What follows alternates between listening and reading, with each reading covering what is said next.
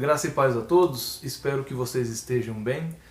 Gente, na Bíblia Sagrada, no quarto livro do Novo Testamento, em João capítulo 4, Jesus ele está caminhando com os seus discípulos, ali perto do próximo ao poço de Jacó. Então Jesus fala para os seus discípulos assim, vão até a cidade mais próxima ali, e busquem comida, vão comprar comida, Vai até lá para comprar comida. Então os discípulos 12 eles saem, vão para a cidade. Jesus fica ali sozinho, E ele olha pro lado lá do poço, E então ali chega uma mulher para retirar água. Jesus, cansado, ele vai até lá onde a mulher está e ele chega e fala: mulher, dá-me de beber.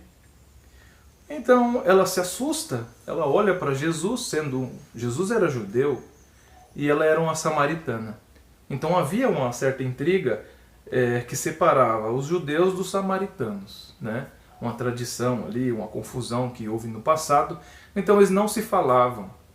Então ela fala assim: como o Senhor, sendo judeu, pede de beber a mim, que sou samaritana, Então Jesus falou: se conhecesses o dom de Deus, e quem vos pede de beber, me daria dessa água aí, me daria de beber, e eu daria da água da vida.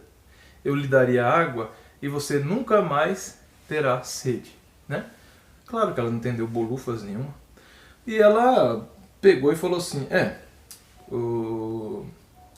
os judeus dizem que o local verdadeiro de adoração é lá em Jerusalém.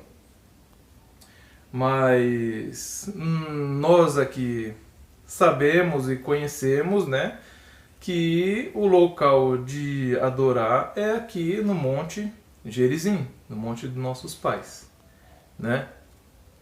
Aí Jesus fala assim: é chegada a hora, e já é chegado o tempo, e esse tempo já chegou, que os verdadeiros adoradores não vão adorar a Deus nem em Jerusalém, nem no Monte Gerizim, mas em espírito e em verdade, em todo o lugar.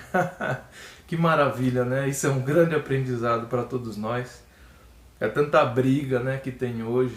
Aonde você vai adorar Deus? É na igreja tal? É na igreja, é na igreja lá do Homem do Chapéu? Não, você vai adorar na igreja do Papa? Você vai adorar na igreja do amor? Na igreja cristã, Jesus já disse lá atrás, quase 2000 anos atrás, que os verdadeiros adoradores não iam adorar nem no templo de Jerusalém, nem no Monte Gerizim, nem mesmo nesses templos que estão aí hoje, mas em espírito e em verdade. Esses são os verdadeiros adoradores que Deus busca, que Deus quer para Ele, Então, isso é um grande aprendizado para a gente. Mas, continuando, então, Jesus fala para ela: se conhecesses o dom de Deus, e quem vos pede de beber, me daria da água, e eu daria uma água que você nunca mais teria sede, Então, a mulher ela entende que está falando de água, Aí ela fala assim: mas o senhor não tem corda, o senhor não tem balde, como vai me tirar dessa água e me dar? Ela não entendeu, que Jesus está falando de coisas espirituais, Quem bebesse da água que ele dava, do conhecimento, da vida, da palavra, que ele trazia, nunca mais teria sede espiritual, E acabar aquela intriga entre judeus e samaritanos, entre Jerusalém ou Gerizim. Jesus veio para dar um fim nessa desunião, nessa separação entre raças, entre povos, entre línguas, entre grandes confusões, grandes atritos entre as religiões da época, entre os locais de adoração, que hoje também tem muita briga, né? Jesus veio para dar fim a tudo isso. Então, como ela não entendeu, então Jesus disse assim, vá e traga o teu marido, né? Vamos conversar então? Vai até a sua casa e chame o seu marido. E então ela diz assim, eu não tenho marido. Jesus então ele responde, disseste bem, porque já tivesse 5, 5, e esse que você está também não é teu. Aí ela então se assusta, ela fala, veja então que o Senhor é profeta. Então, quando Jesus fala isso, muitos pregadores, eu já vi erroneamente pregadores falando dessa passagem, que aquela mulher era uma prostituta, que aquela mulher era uma mulher da vida, que ela já tinha tido 5 homens, e ela tinha mais esse que também não era dela. Mas, conforme a tradição, que a gente sabe, naquela época, o casamento era feito por contrato. O casamento era feito como contrato. Se o homem não gostasse da mulher, ele podia devolver a mulher para os seus pais, para sua família. Se o homem não gostasse do arroz que a mulher fez, ele podia rasgar aquele contrato e devolver a mulher. Então, como um casamento sendo de contrato, ela já tinha tido 5 homens, 5, e nenhum desses 5 a mulher conseguiu agradar. Então ela foi devolvida e foi quebrado, rasgado, desfeito o contrato. Não é que ela era uma mulher da vida, uma prostituta, uma mulher, né? Não. Havia, naquela época, né, o costume, a tradição, que o casamento era feito por contrato.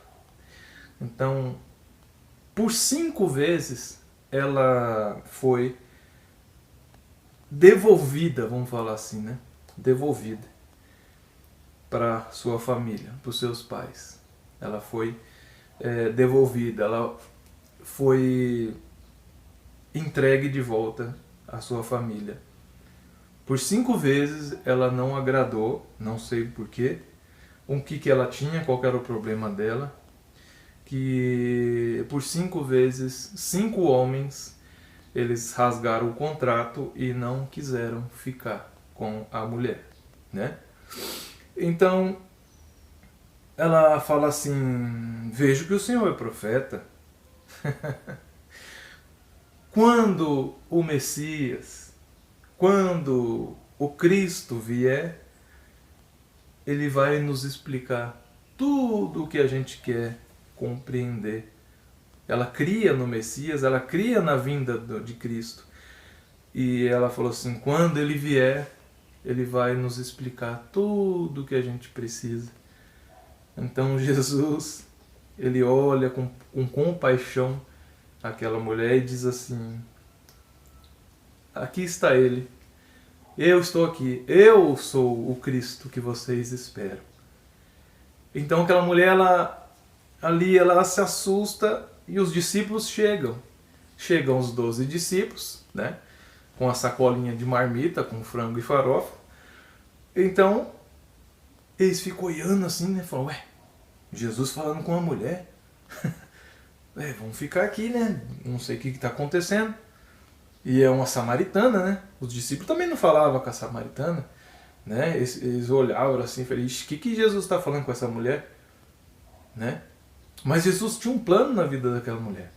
Ele tinha marcado um encontro ali com aquela mulher, né? Ele ia mudar a vida daquela mulher e de toda de todo aquele povo, de todo aquele lugar ali. Jesus, ele estava ali, não era em vão, né? Ele não estava ali por acaso. Ele sabia o que ele estava fazendo ali. Por isso que ele mandou os discípulos ir buscar comida. E ele ficou ali sozinho. Porque ele sabia que naquele momento, aquela mulher sofrida ia ali naquele poço, no momento mais quente do dia, como ela era desprezada pelos homens, desprezada pela sociedade, pelos judeus que não falavam com o samaritano, Jesus sabia que naquele exato momento do dia, na hora mais quente, ela ia ali envergonhada, com vergonha, possivelmente com seu rosto coberto, buscar água naquele local ali para matar a sua sede. Então, os discípulos ficam olhando de canto, né? Claro, murmurando, falando, tá falando com essa mulher aí? O que Jesus está falando com essa mulher? Jesus não é para você não, né? Jesus não é para você não, você não merece. É como hoje todo mundo fala, né? É pecador, é prostituta, é maldito, é um bêbado. Jesus não é para você, né? Então eles ficaram ali olhando, né? E então aquela mulher, ela quando Jesus fala, eu sou o Cristo, eu sou o Messias que vocês esperam, então ela creu, ela saiu correndo. Ela foi ali para fazer o quê? Agora eu pergunto. Para que aquela mulher foi até aquele poço? Para buscar água. Então aí em João 4 está falando que ela largou. Ela deixou ali, né, o seu cântaro d'água, o seu vaso de água, a sua bacia d'água, e ela volta para sua casa correndo, para o seu povo, para o seu povoado. Então aquela mulher, ela vai lá e ela grita para todo mundo: encontrei com o Messias, né? Aquele que os profetas falaram. Eu encontrei com ele. Ele está lá no poço. Eu encontrei com Jesus, com Cristo, o Messias, aquele que os profetas disseram. Ele está ali. Então, né? Juntou uma grande multidão, uma enorme multidão. E eles vão ao encontro de Cristo. Que maravilha, né? Pela palavra de uma mulher, né? Que era julgada como descartada, né? Então, aquele povo todo vai até lá e eles dizem assim: nós cremos porque você disse. Agora nós cremos porque nós o vemos e ouvimos a ele, né? E olha só, qual foi o veículo que Deus usou? Qual foi o veículo que Jesus acabou usando para atrair, trazer toda aquela multidão, né, para ouvir as suas palavras, para a salvação, né?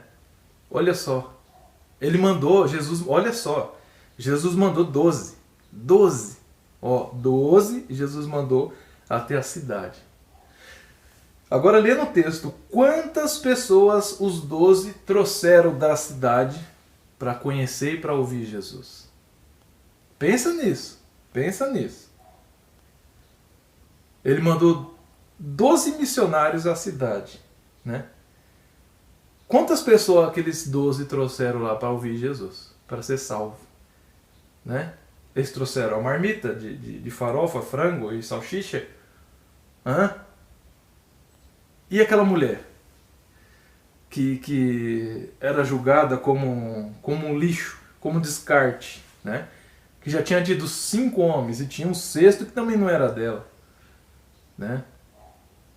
Que ninguém conversava, que era uma samaritana que não falava com eles. Então, olha só, né? Quem Jesus escolhe.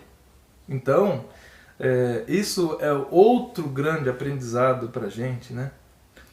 E assim, a escolha de Deus é soberana.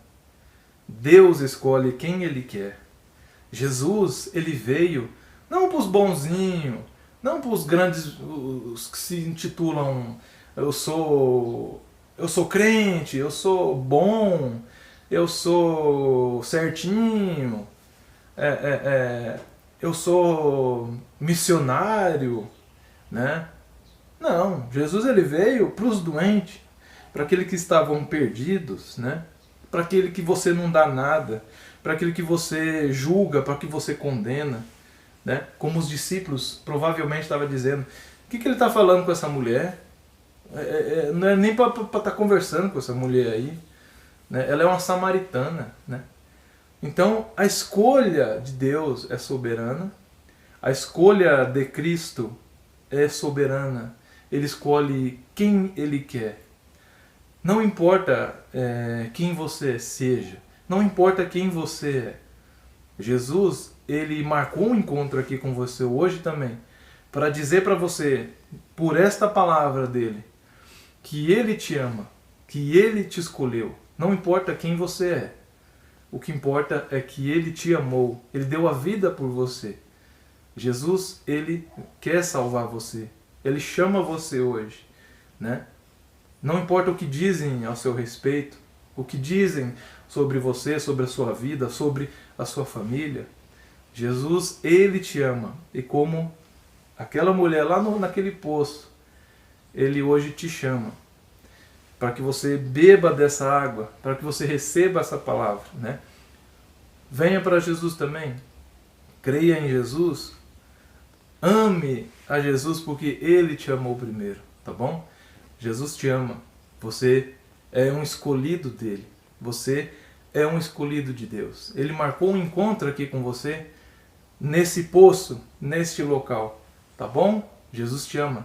Que Deus abençoe a sua vida e a sua família. E vamos continuar meditando nessa palavra, né? Que a cada dia ela se renova, e a cada dia é uma fonte de água viva para o nosso espírito, para o nosso coração. Que Deus abençoe sua vida e fiquem com Deus.